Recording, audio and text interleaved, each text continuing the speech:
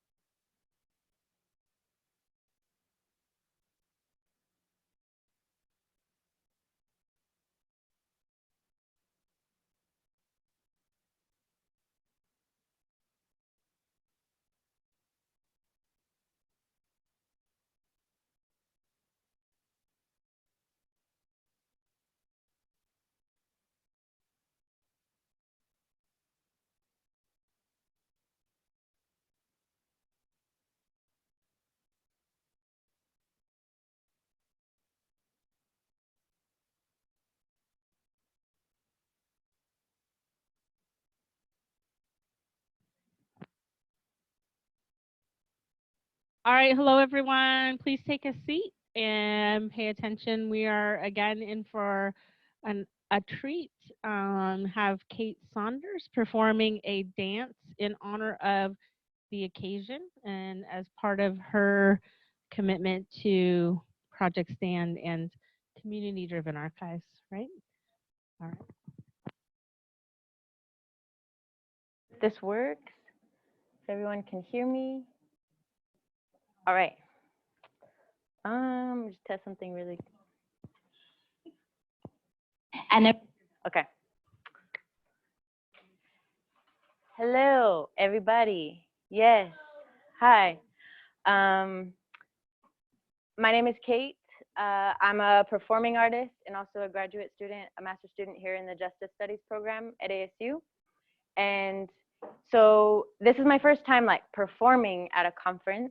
So I'm really excited to see how that goes. And I'm gonna talk, I normally don't talk before my performances, but I'm picking up this conference style. So I'm gonna talk for just a sec. I wanna start by, my work is mostly looking at whiteness and white supremacy and white dominance. And recently when the occupant of the White House was here like a week and a half ago, a lot of us went over to the protest, and a lot of people didn't go to the protest because the last time that the occupant was here in downtown, the police fired unannounced pepper spray bombs, and a lot of people thought that they were getting shot at. And so a lot of people didn't go this time, not because they didn't want to be there, but because that memory still lives in their body. And so that's what I'm working with, is how memories are living in our bodies, and obviously in a way that critiques systems of oppression from the personal to the political and back in a loop. So I think there's a theme of loops, like in Bryant's presentation, working throughout this conference. And I want to say one more thing about that protest. Is I was walking down the street alongside the Coliseum, and I could hear the roars and the cheers of the people listening to him. And I sat there and I thought, I need to remember this, that people are really cheering for this. And then I've been reading Audre Lorde, of course, and she has a poem, Echoes. And I'm not going to read the whole thing. I'll just start just with the beginning of it. There's a timbre of voice that comes from not being heard and knowing you are not being heard, which is noticed only by others not being heard for the same reason. And so I want to just put a bunch of different echoes in the room and know that in our bodies, we carry different echoes. And I'm asking myself about the cheers that I hear, how that echoes in my body as a verb, and also where I see that echoing, especially in liberal white spaces, in a loop, but coded differently. And then also recognizing that we carry different echoes with us all the time. So I'm trying to find that. And the last thing I'll say is root us in the desert, de Sonora. And the image behind me is a saguaro. And I don't know if you've ever seen a saguaro, but so it has these ribs, and they're really plump when they're alive. And actually, when it rains, they expand, and then they can contract, and that's how they hold water. And they're not fixed. I keep juxtaposing this idea in my head, similar to these two echoes, that the border wall is a fixed logic of purity in straight lines, and none of us are that. We're not borders. But a saguaro, their lines fuse. And so to me, that's the embodiment of solidarity. And I think that's an important image to keep with us, especially as white folks, when we're trying to ask ourselves, what do we do? What do we do? What do we do? That solidarity is also a verb. And you can't tell where one begins and the other, and they work in concert always. So with that, I'll stop talking as much, and I'll invite you to my little display. This here is an arrangement of things, like an assembly, an assemblage, or an arrangement, and certain things are placed to hold things in place. And this is my archive future kit. An archive kit for the future or the now. Sometimes it goes into the past, but it's a place from which things unfold. And we're also future archive kits, a place where things unfold like futures, like past. So in here, there's a couple different things. These things are alive and give us nutrition. And, yes, done. Ready.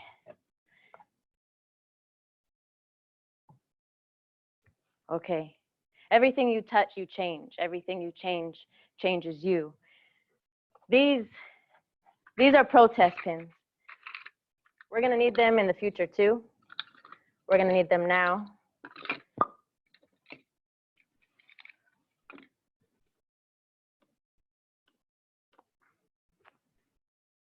This looks like innocence, but it's not. Don't be confused. It's just a past that I'm reckoning with.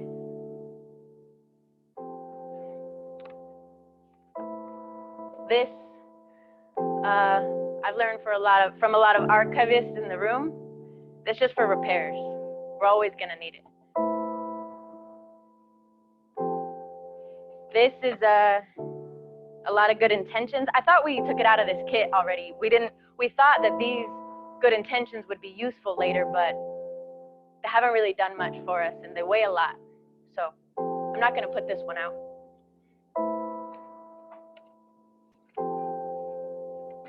This one is, well, I'm gonna need your help for it. If everybody could, if you don't wanna close your eyes, just look down a little bit and think of something that you don't have anymore, something that might have been taken away, something that you can't get back. What does it look like? What does it feel like? Take a deep breath. Breathe out.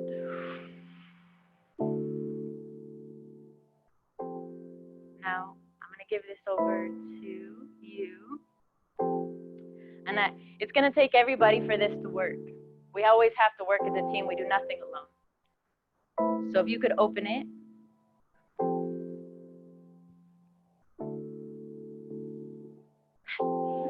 That's the archive glow. What does it say inside the lid?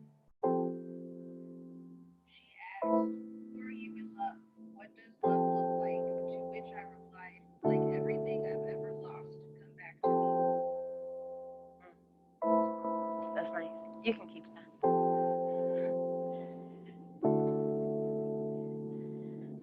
So everything we touch, we change. Everything we change changes us. Some things can be set in motion, like a glow or a pass.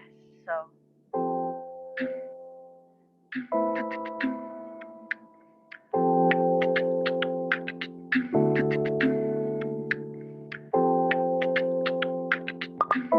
And there's this idea that, well, if white people know, they just don't know. And if you show these, if people know, then something will change.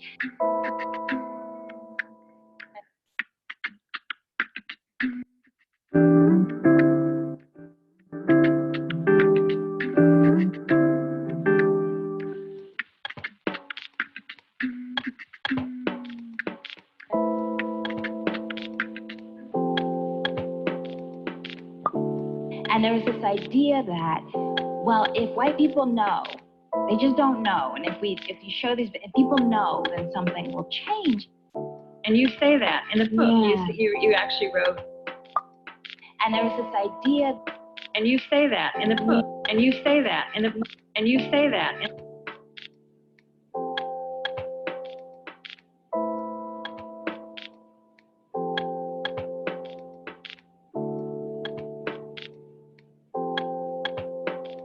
How do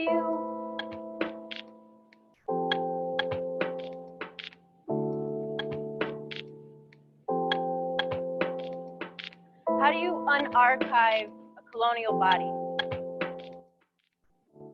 How do you quit housing the memory of murder and theft like a legacy? How do you unarchive a colonial body? How do you stop housing the murder and theft like a legacy? Stop housing murder and theft like a legacy. How do you hold love and tenderness at the same time as anger and accountability in your ribs? Is there enough room? We know there's not enough time. We know there's not enough time. You can't hold it all in your breast. It's too fleeting, too wanting of approval. I'm not worried about your comfort. I'm not worried about my comfort. You can't hold it in your breast. That's too fleeting, too wanting of approval. There's a reckoning here. In muscle memory and photographs, an implication so urgent, a myth so deadly, a refusal that tastes like house fire and salt water.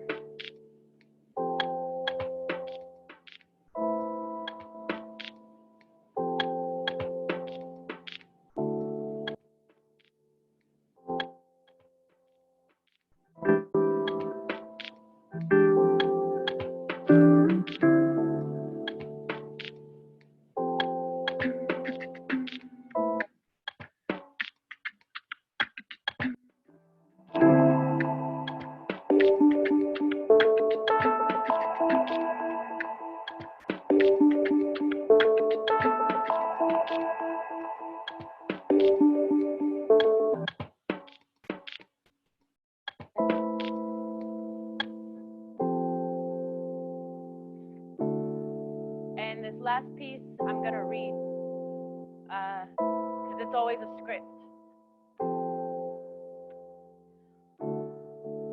What does it mean to forget that which was never honored here?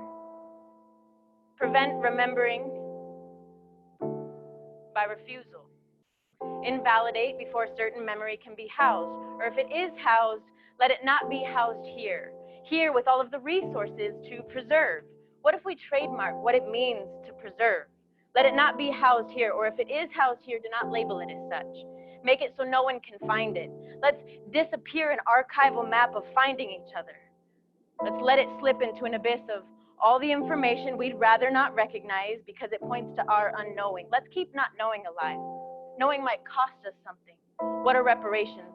What is space? What is land back? What is ephemera? What is material? Let us measure everything in feet. Let's pretend like we aren't exhausting. Let's pretend like we don't know. Let's pretend like we still don't know. Let's pretend like we still don't know, like we still don't know. Let's pretend we still don't know. Then say we know. Always say we know. And then question anybody who says we don't know. And then we'll use our not knowing as a way to deflect from everything we've been hoarding that we've never, ever earned. Let us not know like an inheritance. Let us inherit an illusion, an inherent illusion. Let us call it a collection. Let us call it evidence. Let us call it a collection. Let us call it evidence. Let us call it prestige. Let us call it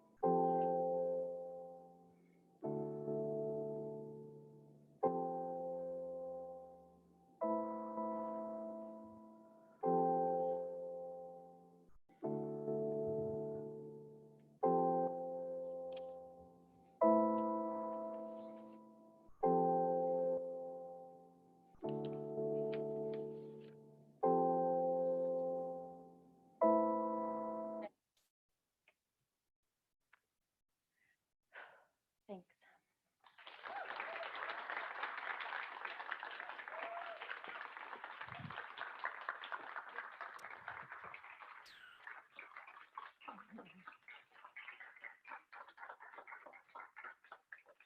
Thanks.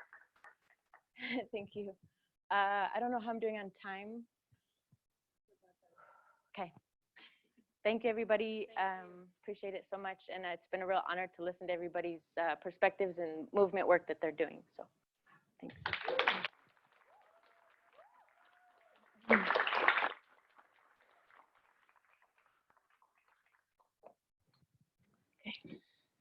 Thank you, Kate. Yeah. Again, a lot for us to think about. Give us a minute to shuffle a little bit and get set up for the next panel, which is our final panel of the day, which will highlight the community-driven archives project here at ASU.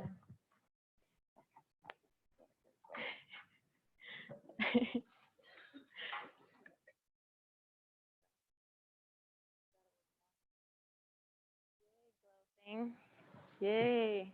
Thank you. I'm so glad. I like the quote inside of it. That's from Nayiro Wahid.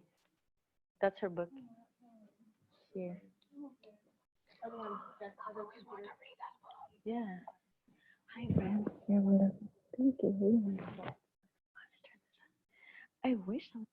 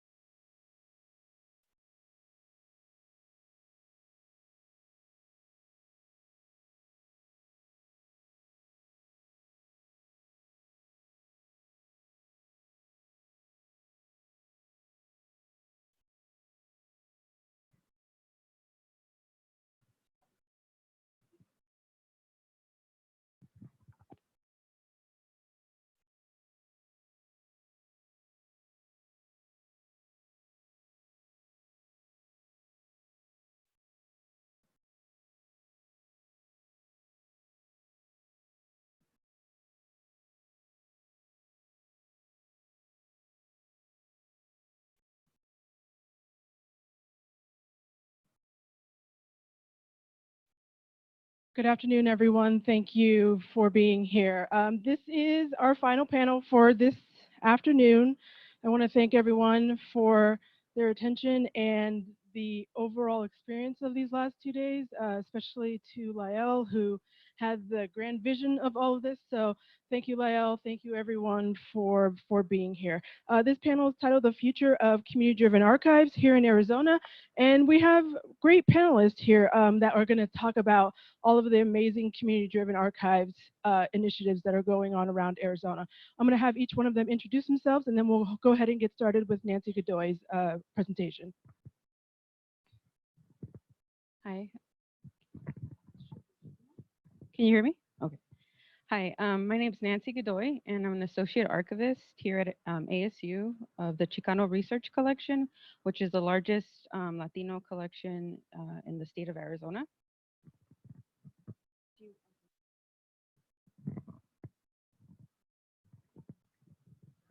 Hello. Good afternoon. My name is Dinah Pongyesva. I'm a library assistant for the Hopi Public Library. I'm of the Hopi tribe up in northeastern Arizona.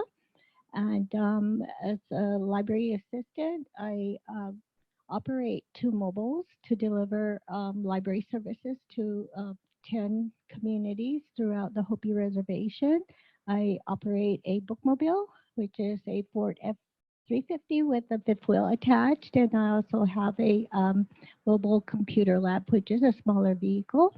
And we also have a branch library. So I'm quite busy delivering library services throughout Hopi. Hello, my name is Nicole Umayam. I'm the Digital Equity Library Consultant for the Arizona State Library Archives and Public Records. Not ASU, we're a state entity, but I have the good fortune of being able to work with public libraries all throughout Arizona.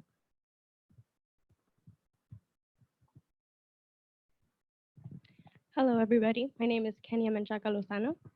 I am a current MLIS student at the University of Arizona and a Knowledge River cohort member. I previously got my undergrad here at ASU. I majored in history with a minor in transporter studies. Good afternoon, everybody. My name is Sandra Solis. I am a community organizer with Puente Human Rights Movement, and I'm also an alumni from ASU. Graduated in 2011 with a major in history, minor in women's studies, and justice studies. Happy to be here. All right. Like I mentioned earlier, I'm the archivist of the Chicano Research Collection, which was established in 1970 by my predecessor, Dr. Christine Marin.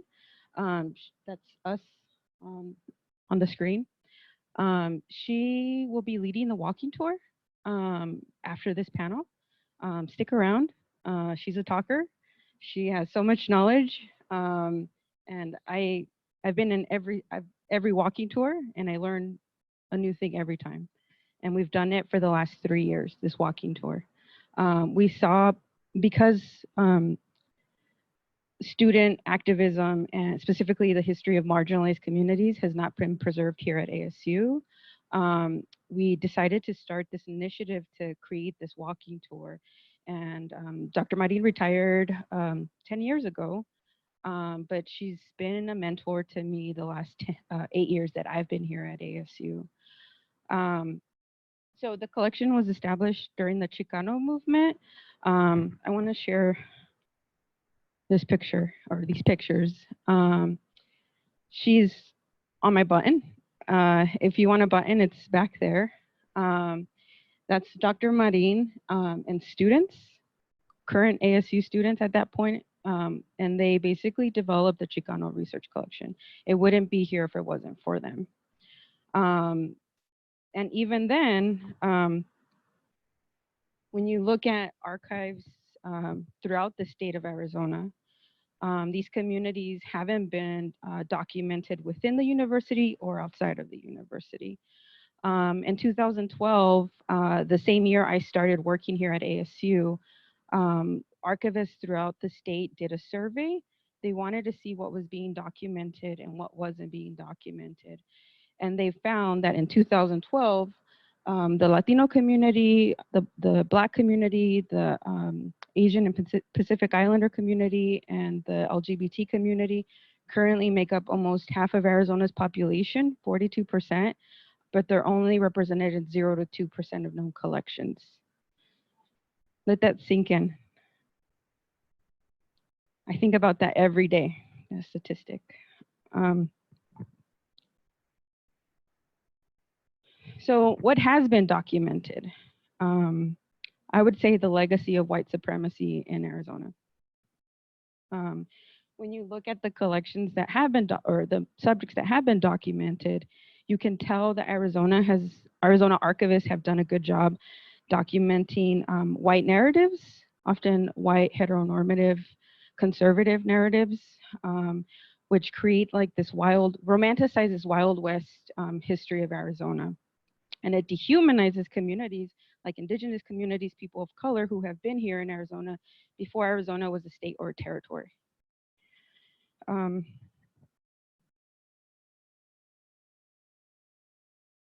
Okay. So I recently wrote a paper for the Journal of Critical Library and Information Studies.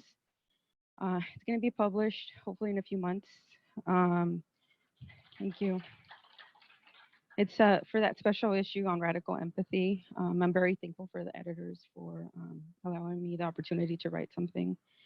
I'm going to read off of my script for the next few slides, just because it's been therapeutic for me to say these words out loud or even read them to myself. So here we go.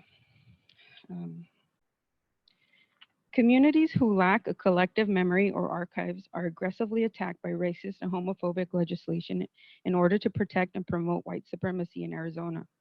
In 2010, the Latino community was targeted with SB 1070, allowing police to racially profile people of color and ban the teaching of Mexican American studies in Tucson. Political leaders have used legislation to police the minds and bodies of indigenous and marginalized communities. In the wake of these bills and current political climate, communities do not trust the police, government, and big institutions, including the universities like ASU. As an archivist and queer woman of color, I feel a mixture of emotions when I examine Arizona's archives and the power structures that rob people of color in the queer community of their humanity. On a daily basis, my heart aches as I deeply mourn the loss of archival material and stories our elders could have left behind. I frequently fall asleep with this heaviness in my chest and racing thoughts and an urgency to preserve history.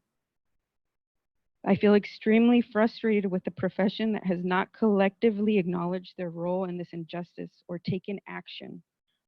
In the past and today, archival repositories and white archivists have the luxury and privilege to prioritize other projects or collections instead of confronting the destructive legacy of silence and racism.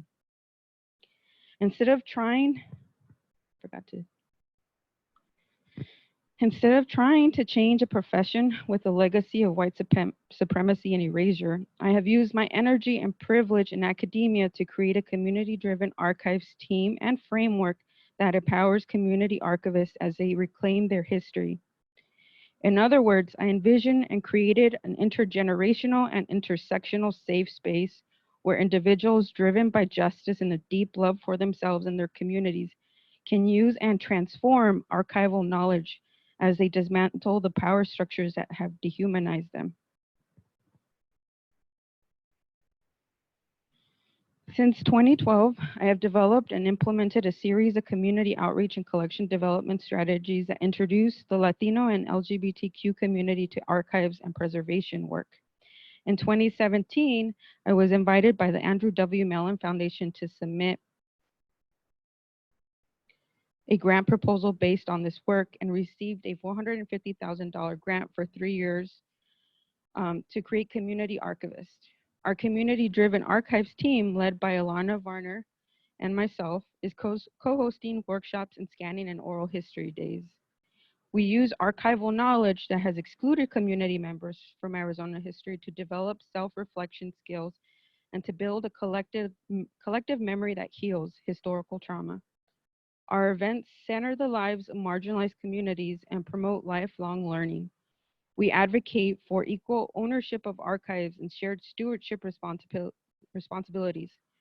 Most importantly, we are showing communities different ways to preserve their history because this allows individuals to choose a method that meets their needs and learning styles.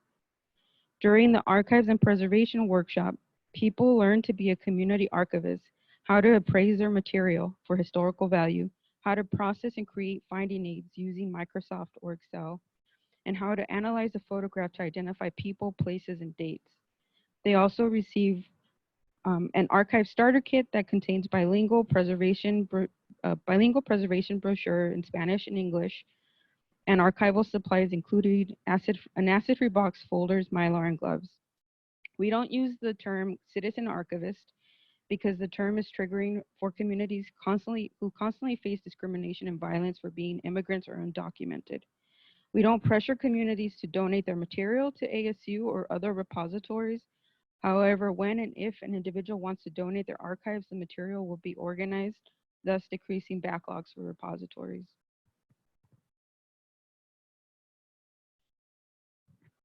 Before we think about digital preservation or collections, we need to empower communities, build strong relationships, and introduce them to technology and digital literacy skills. At the Scanning and Oral History Days, people learn how to scan archival material and do an oral history interview using Story Center listening stations. We also scan photographs for free and provide food. Data collected at all events show that over 98.5% of community members are really engaged, want to be included in archives, and feel prepared to be community archivists after attending our events. Just 98.5. Qualitative data shows that people are coming to the events because there's an urgency to preserve history. At all our events, community members learn how to create and preserve a history that speaks to their truth and reality. They begin to redefine what an archive is, what should be included in their archive, and who should have access to community archives. Due to a growing interest, we are also working with Indigenous communities originally not included in our grant project. According to the Matrix survey, their history has been properly documented and it is considered one of the top 6 preserved subjects. However, when these collections are examined, they clearly document the perspective of white photographers or anthropologists who went into reservations to study communities or steal artifacts. This past year, we have been working with ASU Libraries, Libriola Center, and Alex Soto, you met him yesterday, the amazing rapper, to establish a community-driven archives program. We have also worked with Nicole, Umayam, Melissa, who is from the Salt River community, and Bridget Bravo from the Pasco Yaqui tribe, as well as our team has also worked with Dinah from the Hopi community.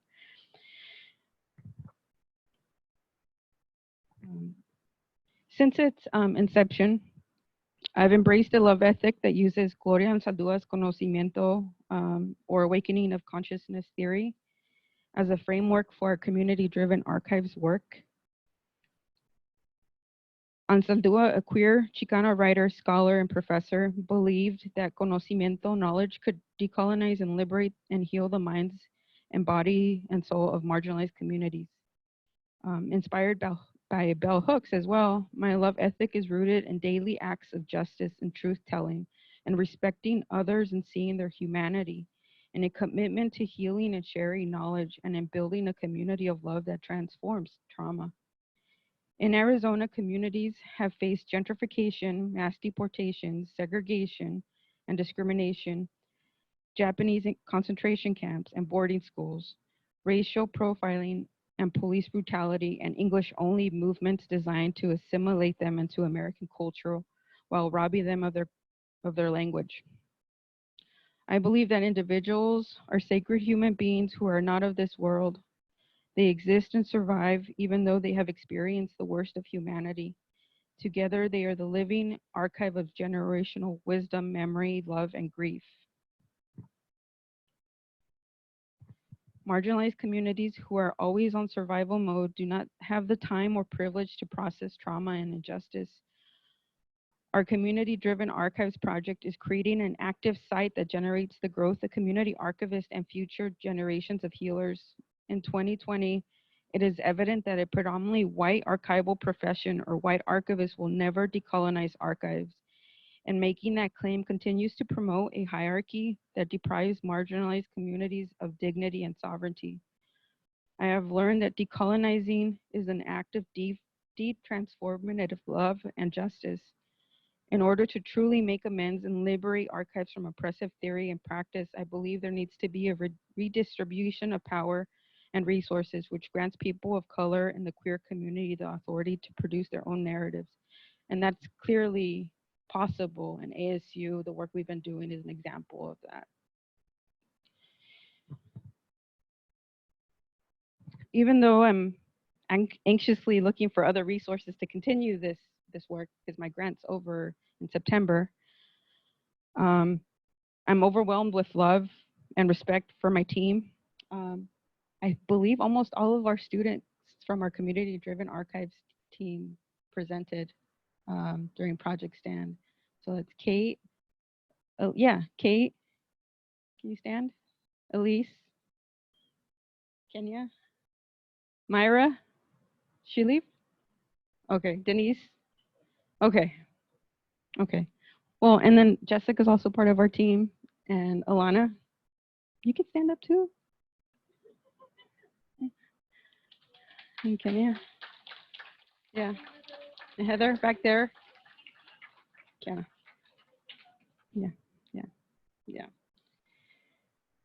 These amazing people give me hope, especially the last 2 years.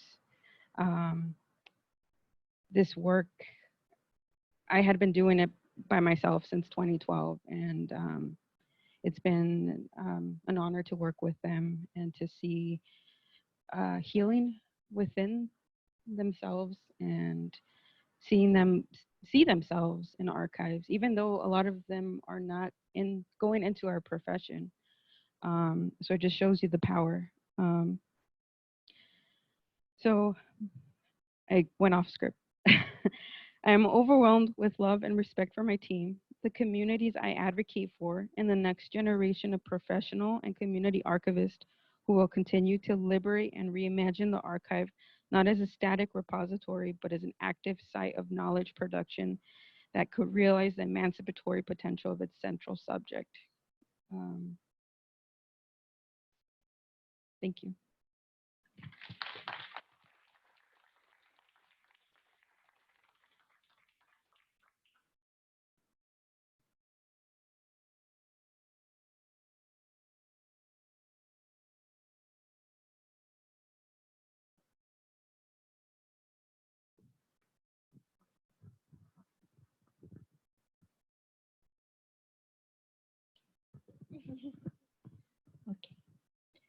Okay, so as I mentioned in my introduction that I provide the public library services, and as part of the regular circulation of our library collection, I offer programs, and I tend to partner quite a bit with different programs within Hopi and outside of the Hopi Nation as well.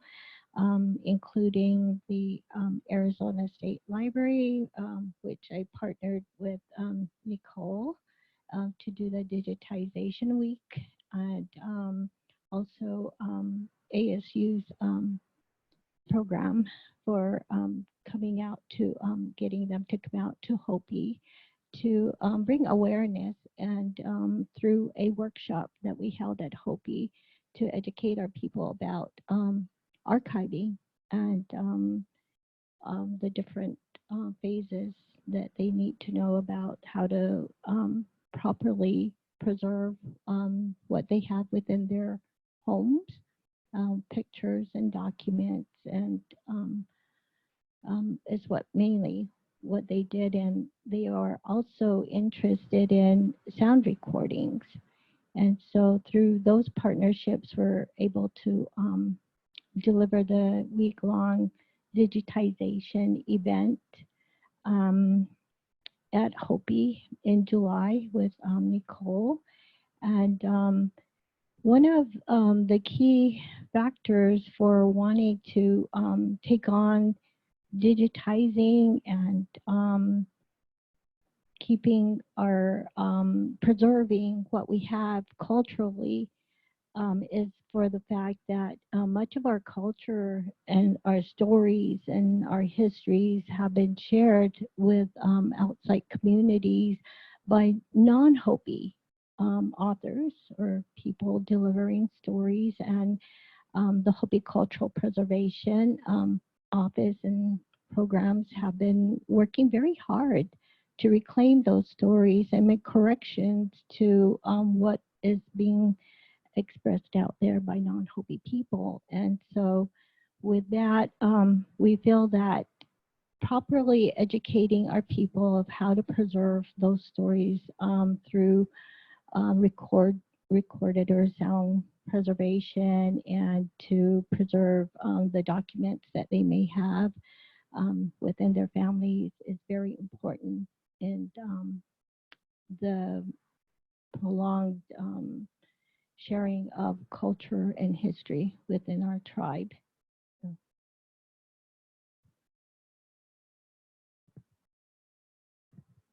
We thought that we'd have our photos automatically advanced, but we'll just, okay. Yeah, we just wanted to kind of share a lot of photos from the event. So Dinah and I have talked for a couple years now about how our tribal libraries in Arizona end up being de facto community archives because they're trusted spaces. People really rely on them for access to information, for access to technology, to access to their culture, and as a meeting space. And we also knew that Dinah has some family materials that could be digitized, and the library itself has a lot of important materials.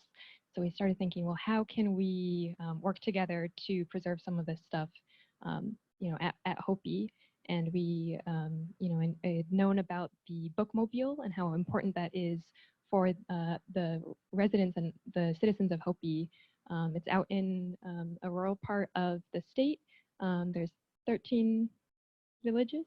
Yep, 13 villages throughout, and so the bookmobile visits a different village or 4 different villages during the week and provides services to people where they're at. They also provide access to the internet and into computers, and they can also check out books when the bookmobile is there. So we thought that this would be a great time to introduce people to digital preservation of their materials while using the existing service that they already rely on and trust. So that's how the Hopi Digitization Week pilot project was born. We shared a newspaper article that Dinah wrote and the flyers that we used to promote that program. But because we were holding it on the mobile lab, we knew that the emphasis would be on teaching skills, teaching digital literacy skills so that people would feel confident and empowered to start taking some of those steps for digital preservation. And that's really a key role of the library as well. And because it's you know, inherently situated in the community, and because we weren't asking people to deposit records anywhere, everybody got their own USB drive, or if they wanted a CD burnt of some of their audio tapes, that it's always going to be their materials first. A lot of the Hopi cultural materials are actually shared and promoted online by non-Hopi people who are even saying that it's Hopi traditional knowledge and putting it out there. And so, and a lot of that knowledge is also lost and kind of retained by university archives or other institutions. And so by having community members able to digitize things and learn about documenting and preserving their stories themselves, we don't even have to go to repatriation. That stuff is there already. And I really appreciate the idea of it does not have to be housed here. That really rings true. We also knew that during the summer, Dinah had a couple of student workers. And so we wanted to kind of hurry together to put together this week-long event so that we could make sure that we were showing these 2 high school students how important it was to be out in the community and to be supporting people and telling these, in preserving their stories. We decided to start with audio cassette tapes because we knew there's a lot of audio important stories that are captured on older analog formats that haven't quite, there's not a lot of direction on how to move forward for people who have those in their homes. And then we also knew by having flatbed scanners, we'd be able to digitize photographs and other materials that we saw coming in.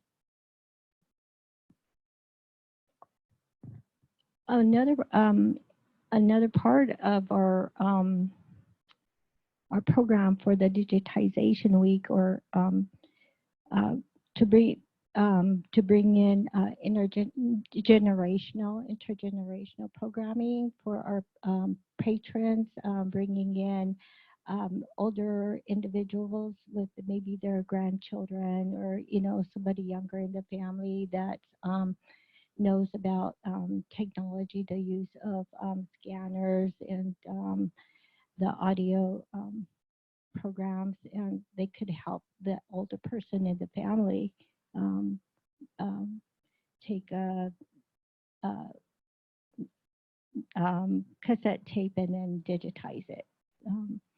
And so I feel like we met our goal, being that we had a few of our community members who did come in as a grandparent and a grandchild that came in to take on the digitization weekend. So the grandchild taught the grandparent how to use the equipment that we had on board. So we felt that was very good. Now we need to do another step to that, and that's been a long time goal of the Hopi library, is to digitize oral histories and stories, and by the same technique, using grandchildren or younger people in the family and bringing in older people with these knowledges and making audio versions of their stories and histories and that kind of thing as a means of preserving the culture. So we didn't know what we were going to get, and we got a pretty great spread of different types of things. I really love working on audio digitization projects. This is Merwin, who came to us with a box full of recordings from when he was a cultural preservation officer in the 80s and 90s, and he went around with a cassette tape and was recording Hopi place names on the reservation, going to these different lands and telling those stories about the places that he was standing. He also told me about back in the day, the Hopi Res was home to a lot of reggae shows, and there's a big reggae movement, and he was the sound engineer for some of those recordings. And so he had these like pristine live performances that he was recording straight from the sound box, and we were able to, and all he wanted to do was to learn how to put it on a CD so he could listen to it as he was driving around. So we were able to do that. And yeah, there's a whole Hopi reggae scene too that's still alive and well. But we also, part of this week to test out was to see what other formats people have. So he's been pestering me to kind of continue to get more equipment for digitizing videotapes and other audio formats. So that's been kind of a fun project, and that's one way that we're going to expand it, is to make some more digitization kits for some of these formats that might not need to be used as frequently as the scanners, but we can do it on a project by project basis. We also had people bring in a lot of recordings of ceremonial songs. So it was great to have everybody there to be able to describe this work in the moment versus sending it off for digitization somewhere else, and they might call it, song 1, song 2, song 3, and that's meaningless to people who are actually trying to access that knowledge later. We had a lot of aunties and grandmas bringing in all their CIB documents for all their grandkids, and of course some pictures. The library actually owns a really important historic document that covers the land ownership rights of the Hopi tribe. And we have Alita, who's in the front of the picture. She was patient enough to digitize that 300-page document on the flatbed scanner throughout the week. One of the most significant parts about this week was actually that we were able to form partnerships in the community on site. We didn't go in saying, okay, we want to partner with the community. Obviously, we hoped that that would happen to really see it grow. But just by Dinah promoting it, we got Colleen Lucero from the culture department coming in, and we trained her how to use the audio cassettes materials. And she's now really fired up about bringing that to the museum that they're building and wanting to have community digitization stations available all the time for people there. We also had some equipment donated by KUYI, the local radio station. They were really nice and supportive of our effort, and they promoted it as well and have talked about being willing to sponsor future events. And of course, Merwin, who had all the Hopi reggae recordings, just happened to be a chairman as well. So that's just kind of how it works. He's a councilman, sorry. So we're really happy to see kind of those partnerships grow organically just by starting it and really having the library be a leader in some of these movements. Okay, and so that was our fun summer. And now we're on a photo of an event that we've been doing every year, the Gathering of Arizona Tribal Libraries and our Digital Inclusion Summit. It's usually towards the end of the year, but we've been able to bring Nancy's team out to talk to tribal librarians about community archives and using the libraries as a space to start those conversations. So in this photo, they're doing an activity where they're learning how to describe photographs in a way that is archival descriptions. But again, these are librarians, so we're all on the same team. But as a result of these conversations that we've been having over the years, and really librarians seeing their role in terms of telling their stories, the libraries have gotten excited about doing things like the Digitization Week. We were able to we had some extra funding, and we were able to put together digitization kits for 14 of our tribal libraries. So a few months ago, we put those together. They are a cassette tape player, a flatbed scanner, 100 CDs, 100 USB drives, terabyte hard drive, training materials as well. So that way the libraries can do more community digitization events. A lot of the libraries are just using it to digitize their own materials that they have there at the library. Or when we've gone out to do some of those trainings, they'll bring in the education department, they're bringing in the museums because they all want to know, how can we do this on our own? Here's what some of the kits look like. They kind of look like spy kits. I got to drive around with a bunch of those in a minivan. It felt pretty fun. But the point isn't to say, okay, you have to use it in this way. It's just to make these resources available, and the libraries really get to decide what's best for their community. So we do have a couple other community scanning day events with some of our tribal libraries that are coming up. Some of them, want to have designated stations that people can come into the library and use the materials. This is out in Apache County in Sanders. Other libraries just want to use it for their own materials as well. So we're just trying to respond to the formats that people want and trying to make the librarians' lives easier. And Dinah had a couple more events too that they were able to do. Yeah.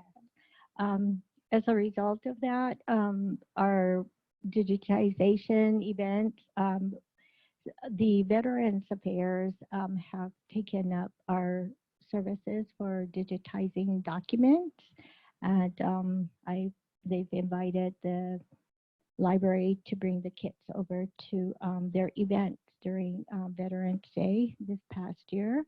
And we'll be doing another event with the veterans, helping them digitize their documents in the upcoming Code Talker Awareness Day in April.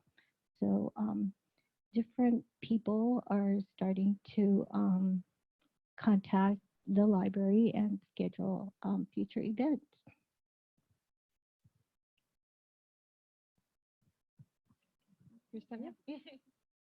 That's it.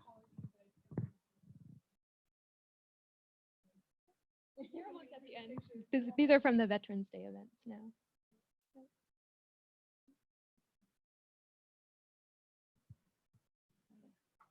Go ahead and have your talk.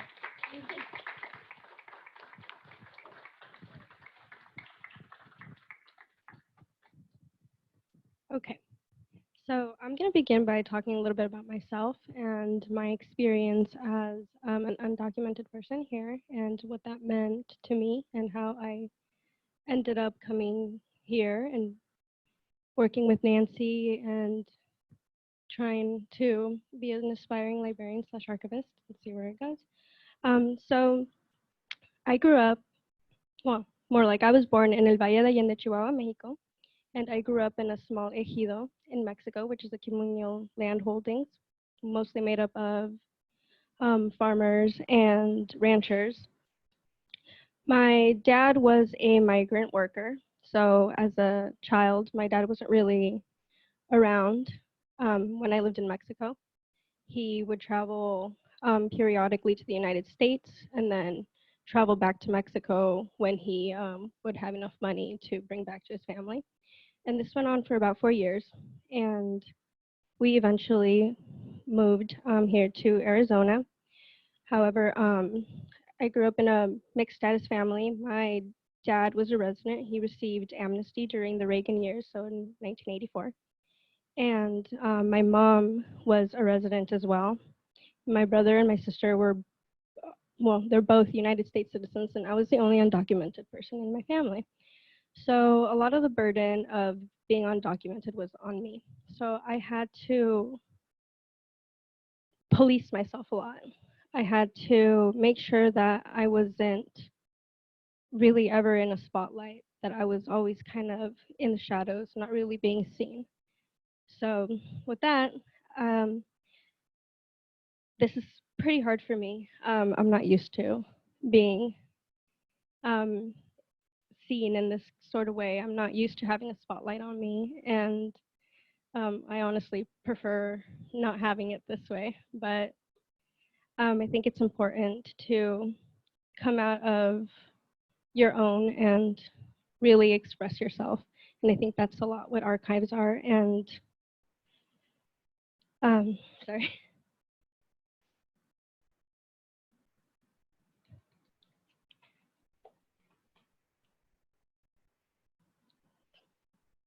Sorry. Like I said, this is hard for me. I grew up in very white neighborhoods, so I didn't see people like me every day at school.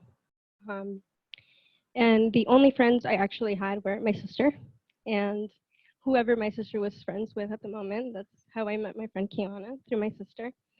I've always been really shy and kind of reserved when it comes to making connections. I think that was especially hard because when you're just surrounded by white people, you don't have commonalities. You can't express your fears because you feel like they're going to use it against you. And coincidentally, that's a lot of what happened to me when I did open up to other, well, non-people of color.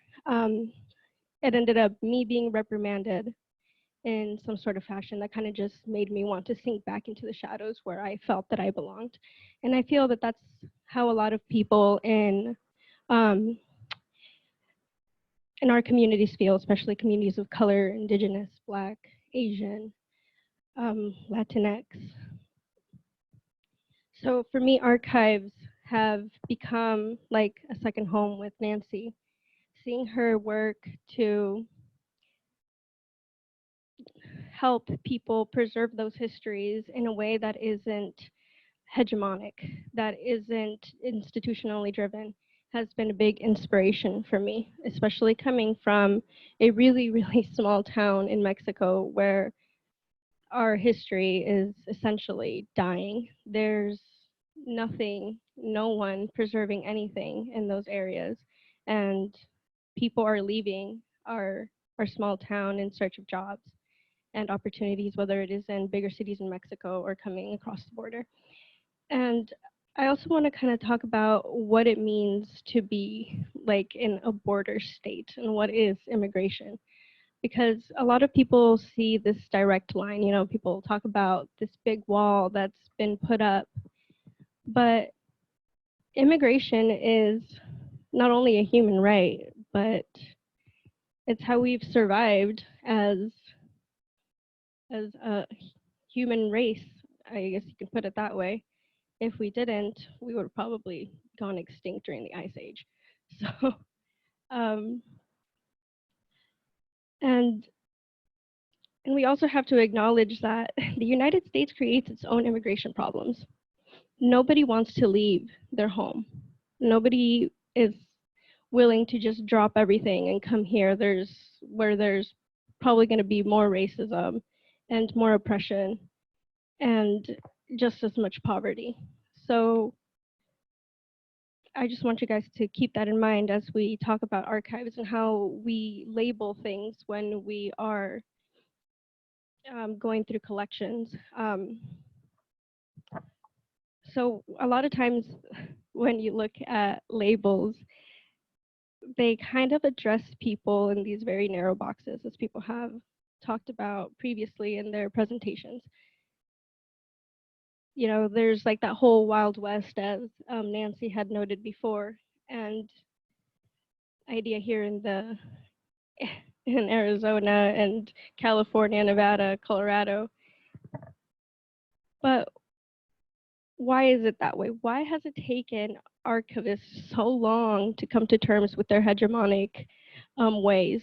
And I kind of want to open up questions to you guys. It's just another way for me to deflect and kind of put the attention away from me. And I'm also really curious to see how people see their institutions. So I want you to think about what you know about archives and what you see archives as. And I want you to throw it completely out the window, and I want you to reimagine it in a non-Eurocentric way. And I want to hear what your idea of archives are in that lens. So I'll open the floor for you guys. Does anybody have an answer or would like to answer Kenia's question? Sure.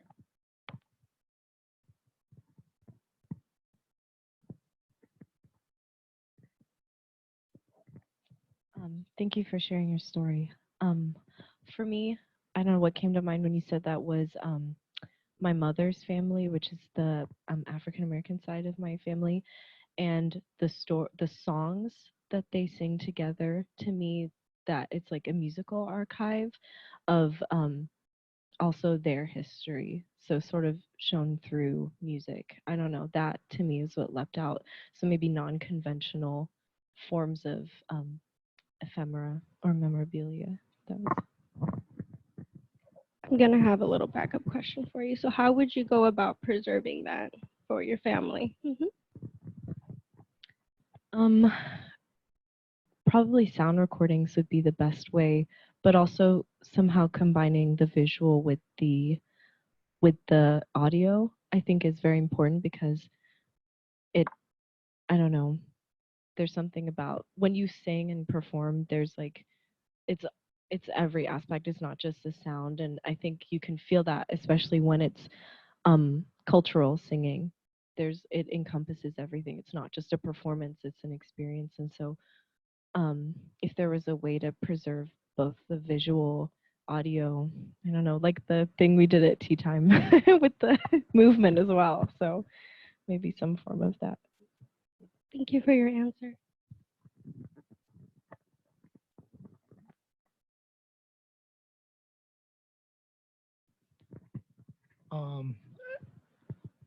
Good afternoon and welcome, and speaking as an indigenous person who's non-O'odham,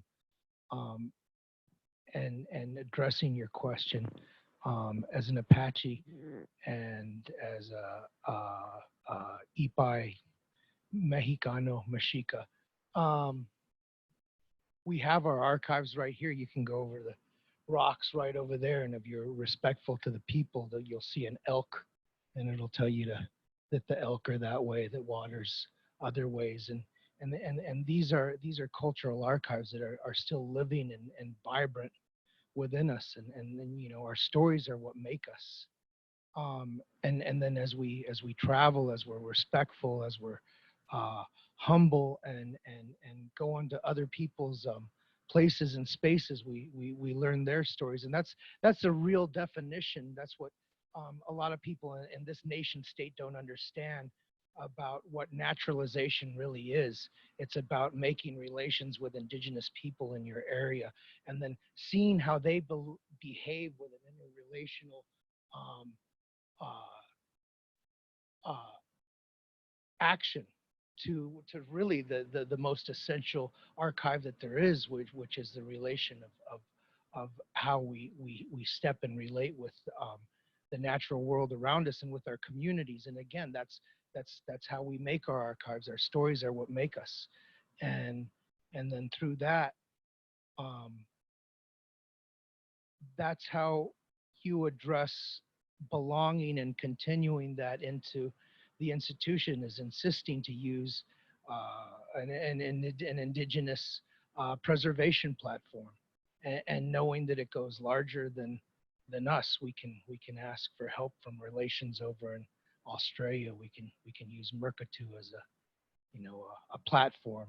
And just like you were mentioning with these boxes, these lines, it's really hard for the dominant culture to understand what they teach just right over there, non-Euclidean geometry. Roll that paper up and it's just like a teepee, and it's just like those stories about those poles coming together, different peoples unifying to create this structure that can withstand a tornado. That's verified. I've seen it with my own eyes. And so through your archiving and knowing that, this is, as an Apache person, and knowing O'odham people, this wall's never there. It's going to come down to, I can tell you all kinds of other great walls, across this world that are losers, failures. And that's what we have to look forward to, is the folly of idiocy, because we know in our hearts and our minds, and engaging what is absolutely human in us, that I can look you straight in the face and say, welcome home. Welcome home. Thank you. Your response was very eloquent, but very beautiful, and I really appreciated your words. So thank you so much. Thank you. Does anybody else want to think about what a non-Eurocentric archive should look like?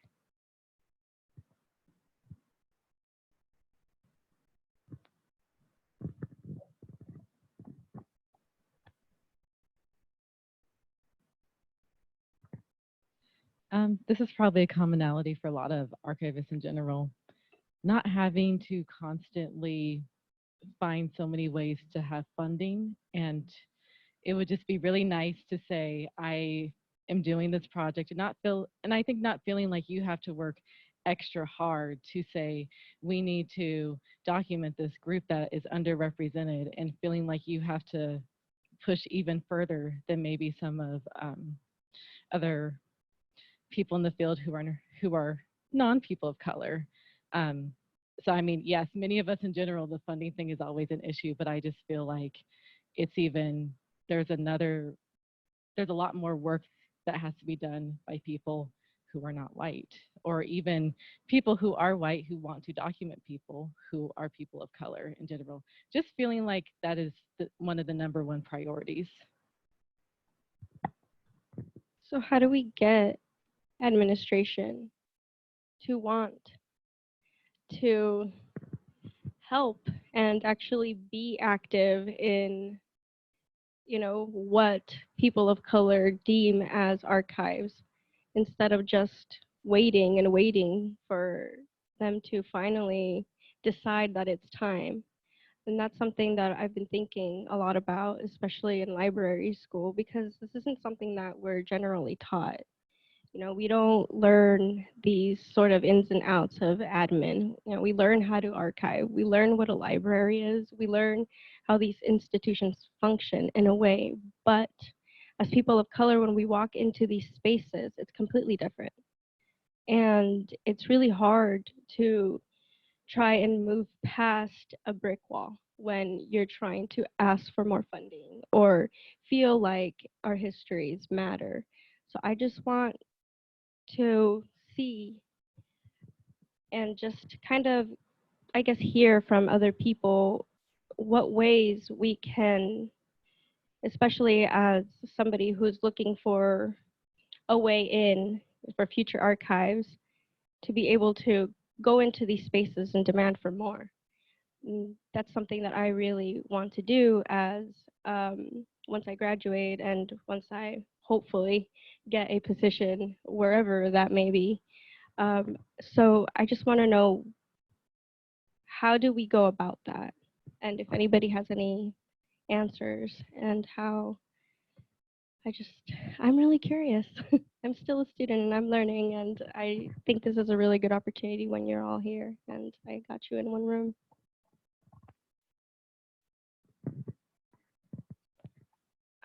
Kenya, I think we're all struggling with that question, even as we're as we're in the field. Yeah, and we're still trying to, use our elbows to make ways for spaces for ourselves. And I think I put the ball back in the court of community archives because they're filling the void that mainstream and traditional archives have for so long ignored. And community archives have always been here. It's just now the mainstream archives want to pay attention. But like, thank goodness for the archives that's been in our grandmother's basement. What would we do without those photographs, without the correspondence, if we were waiting on the mainstream archives to give a damn about archiving our stories? So to me, I feel like as you're trying to come up in the profession, I would say not necessarily just only think about you have to make space for yourself in mainstream, but also make sure you're giving your amazing mind and dedicate also time to your community and the community archives there, because they will need you there too. And so maybe as time goes, we'll be able to come together and have an answer, but I feel like we're all struggling to try to figure that out. Because one thing, yes, we need more people of color in the profession because there's so few of us. I don't know how many of us really think this is like an actual job. Other people, we've heard that a couple of times today. Like, people don't even know what I do. And, you're trying to explain, they're like, no, you can do this for real. Like, you get paid, not well, but you can. So I think it's an ongoing struggle, but as long as we start to change, those of us add more of ourselves into this space, we'll start to see ourselves more represented. But that is going to be it's just going to continue to be an uphill battle. So that's why I'm thankful for the work that you and Nancy and others are doing in community-driven archives. And I felt like that would be pretty much one of the answers. We're still working on it, right? I mean, going, like I said, through library school, that's what I usually get when I ask these questions to professors. It's just, we're not there yet and we don't know, but as long as we're still trying, we can, like you said, grease up our elbows and make some room. And I guess that's what it's going to take. And I'm just glad that I get to hear from other people's experiences as well, because that means that I have more to add to my knowledge set. So thank you. Thank you, Kenya. Go ahead and have Sandra go.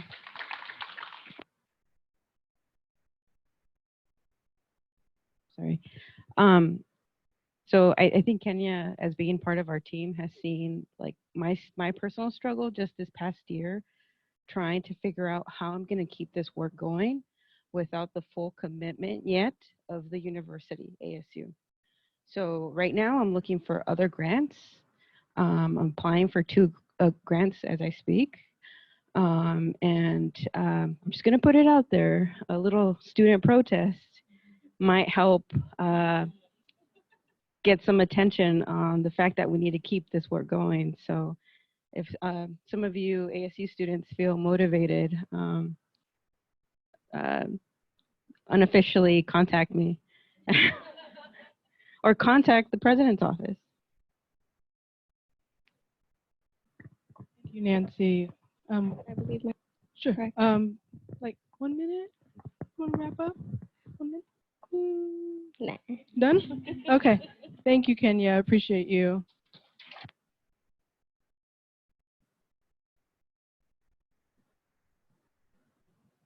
Start my timer because I want to make sure that everybody has enough time to speak. Hello, everybody again. For those of you who may have missed it, my name is Sandra Solis, and I'm an ASU alumni. But I am also a community organizer, and I've been organizing actually since I was a student. And so, yeah, I got a lot of my my education while in organizing and activism while I got my education, you know, diploma wise. And so for me, I'm a transplant, born and raised LA, and my family, my mom, immigrant, both my parents are immigrants from Mexico, and my mom, she always just raised us to just be no different. And so she was a domestic worker, worked factories, cigar factories, would come home smelling like tobacco, to, you know, working at poultry plants and smelling like, you know, chicken all the time, and you know, cleaning people's houses, and the wage theft. And so she was my first teacher to understand humanity a lot, and understand things like mixed status, and understand things that people from different places and different socioeconomic statuses were treated differently. And so as a kid, like, she just always taught me, don't ever, you know, let anybody treat you any different, or don't treat anybody else different, you know, despite what their status is, despite what their socioeconomic status, what their skin color looks like. And so she was my first teacher to teach me to look past through these different systems and labels, and just see the humanity in people. And so having the privilege to grow up in a multicultural community in LA, you know, taught me a lot of that as well. And then, you know, fast forward to when I was 18 years old, we moved to Arizona. And my mom, she moved us here because we grew up in a 1-bedroom. It's 5 of us, my siblings and I. We grew up in a 1-bedroom house all our lives, right? And so her dream was always to give us a home where all of us had our own room. And so we moved here at 18. And when I moved here, it was like the biggest rude awakening of my life, because one, like, it was very apparent of the segregation that existed in this community.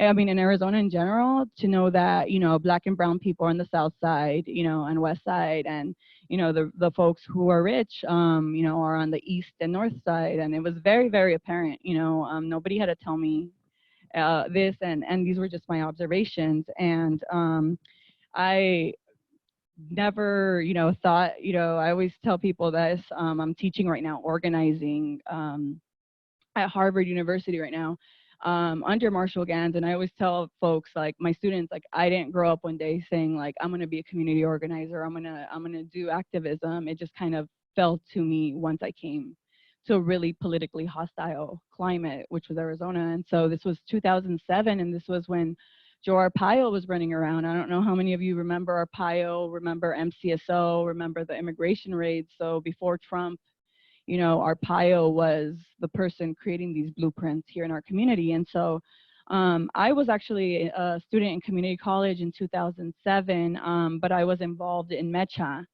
And so those of you who aren't familiar, Movimiento Estudiantil Chicano, Chicana de Aztlán. I'm looking at Bryant because back when we were students, he was the Menchaca person to go to see if I still remember and it's correct. But I was at EMCC, and I remember I was working at a photo lab, and like I'll get to the point where I have to get in a second. But I was working in a photo lab, and I was just involved in you know, the student organization, and I was starting to develop myself politically and educationally as to what these different isms exist and what they are. but I was working at Target then, and every single time I was in the break room, I would see Arpaio. I would see the people being shackled, and from their hands, from their waists, and their feet, and they all looked like my mother. They all looked like my father. They looked like they could be my uncles and aunts, and I would see the sheriff who would just gloat and putting on, you know, billboards that says, you know, report illegal immigration, and you know, having people reduced to their underwear, pink underwear, to humiliate them, seeing these things of Tent City. And so, like, again, I was coming from into a new community and just seeing these different things. And for me, it was very, very painful to see these things, and especially for going back to my mother's teachings of, you know, we should not, we're all here to work and provide a better life. And for me, I was a recipient of my mom's, you know, journey and struggle as an immigrant woman. And so for me, I just saw, when I saw people shackled and torn apart from children, I saw, you know, myself, and knowing that that could have been me, that could have been our experience had we moved to Arizona sooner. And so going back to Bryant, I was in the student organization, and staying at the break room, it pissed me off enough. And, you know, we would come to ASU, and he was a student then here, and I would tell him, like, hey, like, who's this sheriff guy? What is he doing? I don't like what he's doing at all. And I was just pissed off. And then he's like, oh yeah, there's protests going around. They're at Pruitt's, you know, he's hiring, Arpaio's hiring off-duty sheriff's officials to round up day laborers who are just looking for work. And so he pointed me to the protest. And so I went to my first protest over there, and then I was just like, hell yeah, I got to go yell and get it out of my system and go. And for me, like, I went and I was like, okay, I'm getting it out of my system, but this is still not enough. And I just had that feeling in myself, like, this isn't enough. And so I go the next week, and I go and I yell and I get it out of my system, and I'm like, this is still not enough.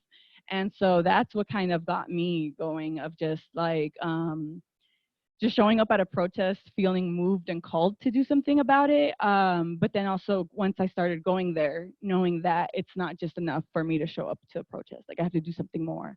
And so thankfully, you know, Bryant was my link into being able to connect with the organizers. Then, before Puente was even an organization, it was the 32nd Street Coalition, and they were the coalition that was organizing to fight back against Arpaio. And so a really great, smart organizer by the name of Carlos Garcia, he organized me enough to come to the strategy sessions, to come to the debriefing. And at 19 years old, I was, you know, part of this movement that I didn't even know was a movement for migrant rights here in the state.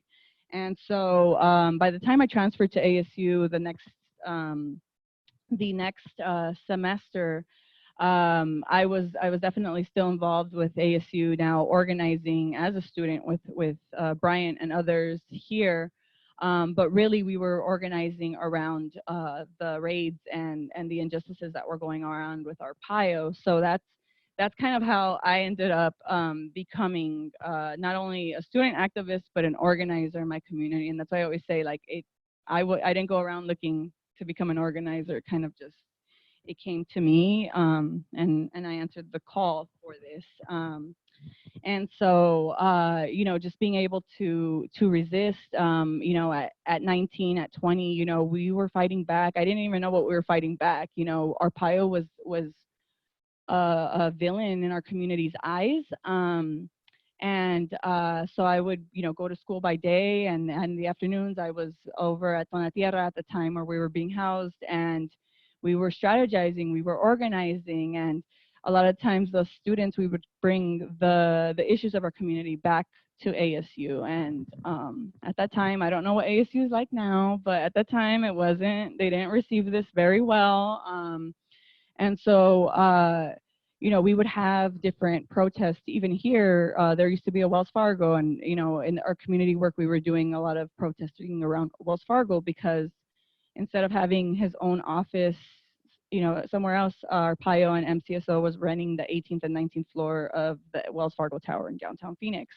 while, you know, he was profiting off of the raids that he was doing because Wells Fargo was an investor in the private detention. So we were doing a lot of just different organizing work. And like I said, there was a Wells Fargo here, and so we brought a lot of our activism and a lot of our advocacy here. One, introducing this is who our PIO is. Two, there's a Wells Fargo here. You know, we're going to organize to raise awareness on this divestment campaign that we have going on.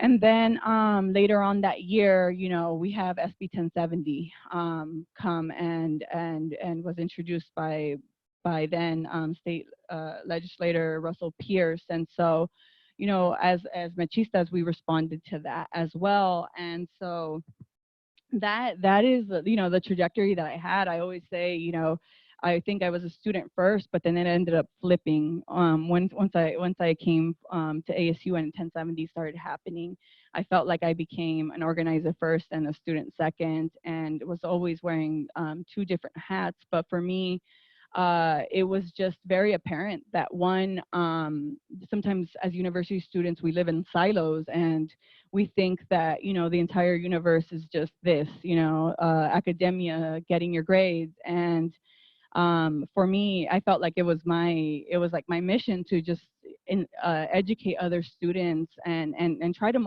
organize other students to say like, hey, look, this is happening. And, you know, we're studying human rights studies, we're studying justice studies, we're studying women's rights, and like all of this is intersectional and all of this is actually happening, like, you know, downtown. You know, we could take the light rail and go. And so that was a lot of my work. And unfortunately back then, you know, it was met with a lot of resistance. You know, we had folks while SB 1070 was happening, we had Jan Brewer come and speak. We had our PIO come and speak, you know, in different university settings. And for us, you know, it was very, very traumatic to have these people who were causing such horrors in our community come and speak at the university setting. So, you know, we would mobilize and we would organize against them coming to speak, and sometimes even be found you know, confronted by different deans. Like I remember, you know, I had the dean of Walter Cronkite School of Journalism, just somehow he found my Facebook and he's like, don't come and protest. And I'm like, well, isn't it my First Amendment right to come and protest? And so for me, that was a lot of my experience, and that was a lot of the experience for student activists here. And it was just crazy. But for us, it was just like, it was our duty to really amplify what was going on, especially with myself being a history major and knowing, like, studying the civil rights movement, studying the Chicano movement, and knowing how much of a vital role that students and activists, student activists play, and in these different movements, and not only to mobilize, organize, but also to create coalitions, to create solidarity. And a lot of the times is students have the most time to give sometimes. So we continue to do what we did. And oh, she's over there. Oh, it's Dr. Christine Marin. Like, I remember when I was a machista, you know, she was one of the staff that was actually, you know, in solidarity. And she was always like, Sandra, go get them. Like, you know, keep on going, like, keep on going. And she would always just tell us and the machistas, like, y'all need to save all of this, save the newspapers, save all of this information. And I didn't know what archiving meant, but I knew that I was also a history student. And I was just like, I don't know what's happening, but we have to preserve all of this because, you know, I don't know what's being formed here. I knew that we were doing something that was far bigger than what I understood in the early years of Puente, but I also was a history student, and I knew, and I had access to folks like Dr. Christine Marin, who were telling me, you have to preserve this stuff, because for us, it was really important to be able to not only share our stories, but also be able to preserve our history so that we're able to share our side of the story. Because a lot of folks here, even in this panel, are talking about hegemonic, you know, ways of telling history. And I knew that as a history student, just reading these different things and knowing the work that we were doing. And I'm like, you know what, in 30 years, what do I want folks to talk about, you know, our student activism or our movements that we have out in the community? And so I just started organically doing it, and you know, I met Nancy in 2012, and for me, you know, I always preserve these things on my own, but you know, I think since we're talking about it, I kind of did have a chip on my shoulder with ASU, and not, it doesn't mean it's the library, you know, but I had a chip in my shoulder, and I was just like, well, I have all my history, I'm saving all of this stuff, but why would I give it to ASU, the same people who kind of was trying to stop me from being in activism or silence my voice? And so I had a really, really hard, you know, teeter-totter moment for several years. A lot of us, even Carlos Garcia, who was also ASU alumni, and we're like, how could we give our stuff or preserve our history to the same institution that tried to silence us at different points? And so it took a lot of years, even for us as a community, to build these relationships, and already having these relationships to finally be like, okay.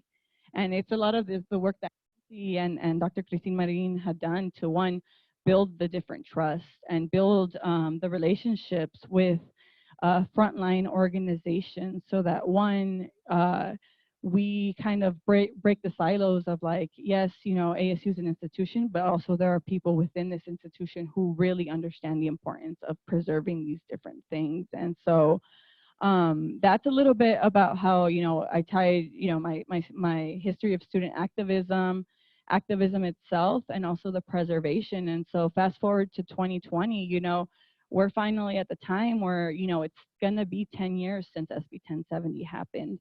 And before that, it's almost 15 years since our PIO started his raids. And so we have all of these different things. And unfortunately, you know, I know now that I don't remember things as well as I used to, as when they were happening. And so for me, it's really pushed me to organize Puente on our end, to really work with Nancy and Jessica and a lot of the folks here to really start to preserve these different things. Because even when on the end of social movements on our end, it's like we're constantly mobilizing, we're constantly organizing against the next thing, and we forget that, you know, we need to start also preserve and take those moments to debrief and do these different things. And so it's kind of really cool to be in a full circle coming back here, but also really now, 10 years later, 15 years later, in the activist work that I've been able to do, to really, really understand the why as to why we have to preserve our work. And two, it's not only my work, Carlos's work, Giovanna's work, folks at Puente, but also the testimonies and the histories of the señoras and the señores who showed up without papers, how we were able to organize people who didn't want to come out of the shadows and record their testimonies, because ours is only one testimony of the overall movement that existed. And so 15 years later, we're working really hard to really preserve a lot of these different things, because again, I don't know who's going to be writing the history, but it's also important that there's enough information out there so that our history is accurately written. And maybe it's going to be Bryant, maybe it's going to be one of y'all here, but like for us, it's really important to have that information, so that when students, when they are studying about what happened with our PIO or what happened with 1070, that they're able to not just get, you know, what's on the Arizona Republic or on the Phoenix New Times, and they're able to see, you know, our pictures, our organizing notes, our meeting notes, our oral and visual testimonies as to what's going on. So I think I'm at 15 minutes, a little bit past 15 minutes, so I'm gonna pause right there and I'll give it over to Nancy. Thank you. I know we are running a little over schedule, but I am going to take some time to do Q&A. So thank you, Dinah, Nicole, Kenia, Sandra, and Nancy. Do we have any questions for the panel? I'm sorry, I can't see if somebody is behind the column here. So any questions for the panel? Okay. Yeah, I have a couple of questions if that's okay, just very quickly. I have a question for Dinah and Nicole. I don't know if you both can speak to the challenges that are facing rural tribal libraries in Arizona. Would you be able to talk a little bit about a couple of those challenges?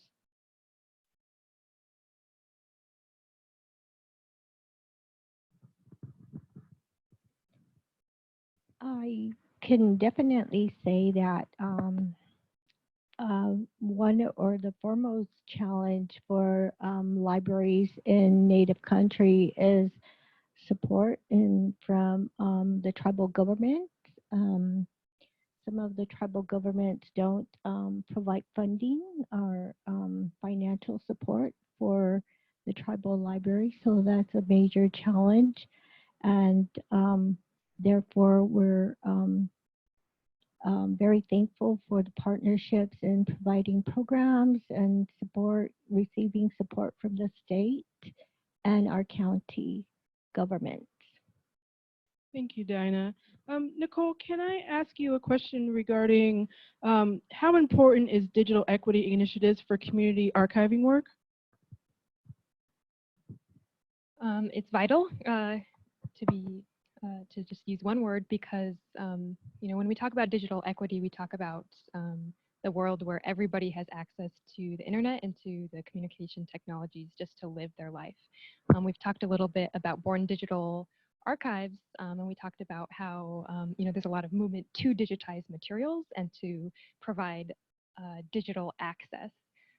We mentioned the Keeper app, right? Yeah, at UNT. But the fact of the matter is that those materials are not accessible to about 1 in 10 Americans. 22% of people in Arizona don't have access to the internet at home. That might be because a large part of it is because they can't afford internet access, but a big piece of it is also lacking the digital skills or the awareness of that material being out there. Encourage everybody in this room to think about that when they are pushing to digitize content. That doesn't necessarily mean that it's accessible. But globally, and kind of the work that we've been doing with starting community archive projects at libraries is seeing digital skills and the technology piece being brought to the people.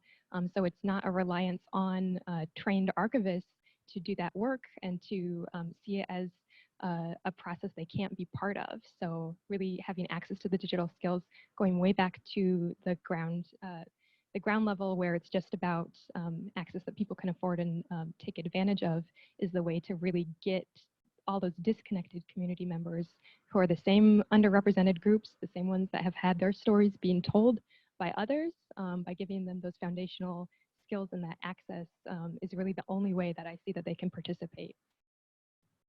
Thank you, Nicole. I really appreciate that answer. I do have a question for Sandra. I'm really inspired by you, honestly. When I first met you and I heard everything that you did, you blew me away, honestly. So thank you for your talk. I really appreciate it. But I guess I have a question about what advice would you give students in 2020 regarding student activism? Or do you have tips for someone who is thinking about engaging in activism when activism is in the mainstream due to many challenging situations we have going on around the world? Do you have any tips? I know that it was kind of organic for you, and you had this little thing, and it just kind of blew up into this whole huge thing. So, Sure. do you have some advice? Yes. First of all, thank you for your kind words. I appreciate it. Yeah. So one thing I think, let me backtrack and yes.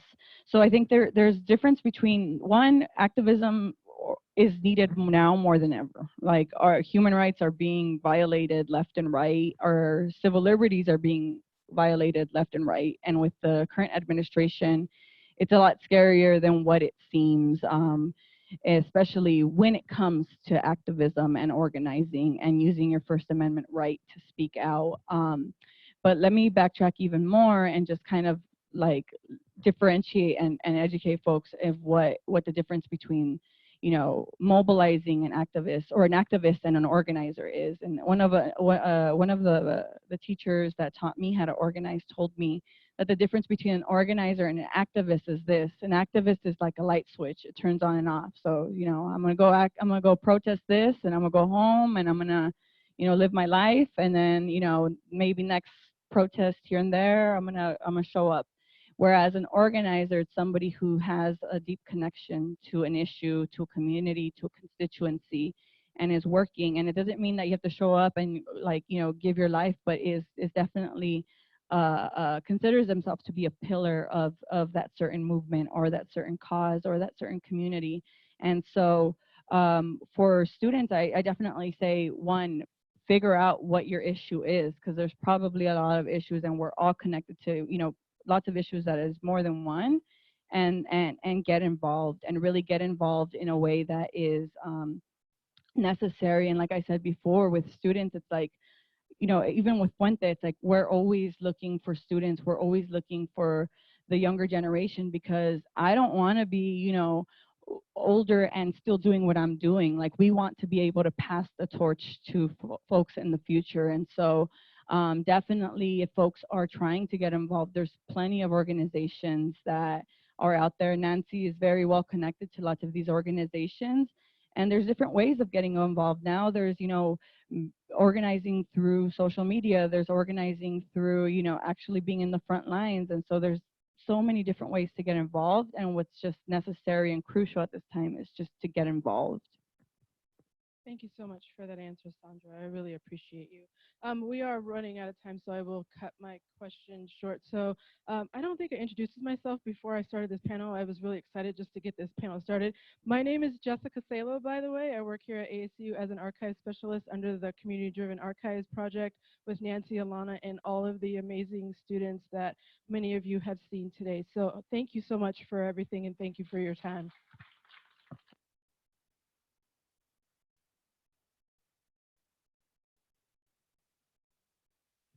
Okay, so that really is the conclusion of our program. Thank you all for sticking it out. I see some faces who've been here the whole time. I appreciate each of you and everyone who had to sort of come and go as well. So I think there's a lot to think about. I couldn't write notes fast enough. I'm going to have to go back, and we did record these sessions. We'll put them online at some point, but there's just so much in each one of them. I would hope, though, that maybe you can think about one or two things that you can apply to what you're doing right now, right? I mean, it's kind of overwhelming to think of every single session, every single comment, but maybe you can think of one or two things that you can change or do differently and apply, and maybe start there, right? Thank you just so much for everyone, for you guys, for the panelists, everyone who came from out of town and far away. Most of you don't know this, but all of them came on their own dime. We did offer a couple of travel awards, but most people funded themselves to come here, so I super appreciate that. And thank you so much to Lael, Trevor, Era, for supporting the ASU Symposium. I want to give a special shout out to Matt, our IT person, too. This, as you know, this building is new, and this room is new to all of us. So we had a pretty steep learning curve in trying to figure out how to run a PowerPoint, do Zoom at the same time, all the audio, and then we threw in some performances with little lights and things and Kate's stuff, and just to really throw Matt for a loop. We just tried to really, and he met every challenge. So we super appreciate Matt, and he's been here and didn't want us to fail. I super appreciate that. So thank you, Matt, for everything. So right now we're in for another treat. We've had so many treats this symposium. Chris Marin is going to offer her tour of campus. Chris, do we want to give people maybe a couple minutes to sort of gather themselves?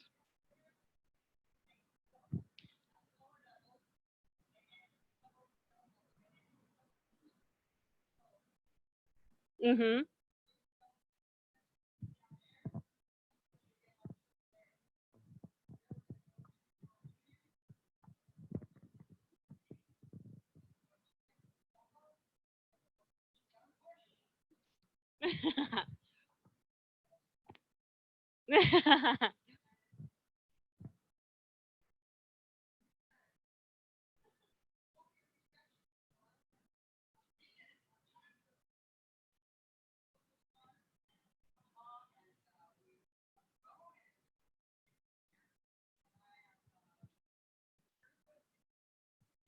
She will be. Lael, do you want to say anything? Okay. Thank you. I'm going to give Lael a minute or a few minutes, as many as you want, as much as you want, okay, to just say some. I'm about to call Brian out again because his note to me just meant a lot. When he was talking about being told that teacher, because I feel like they almost started me down the path to do this work, to be in archives, because at some point when I was a young person, someone told me I didn't matter. And there were times as I continued to grow, I was in spaces that made me feel that I didn't matter. So I feel like the reason why I joined the archives profession, perhaps subconsciously, because I wanted to find a way to feel like I mattered and to find spaces and stories to see myself reflected and to make sure I can do work to make others feel seen. So I'm glad that I'm in a space now where I can say, I see you, and I hope that you can see me, and that we can leave here and feel compelled to continue to do our work and know that our work is changing lives and changing spaces. And I just want to say thank you. And I hope that you walk away with the feelings and feel full the way that I feel full today. So just thank you for it.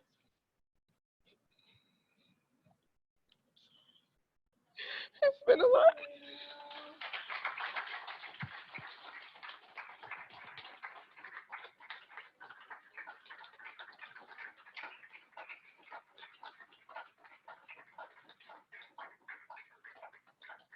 Thank you, everyone. We really appreciate you, and have a good rest of your day. And have fun with Christine Marine. She's amazing. So it's going to be a great tour. Thank you all.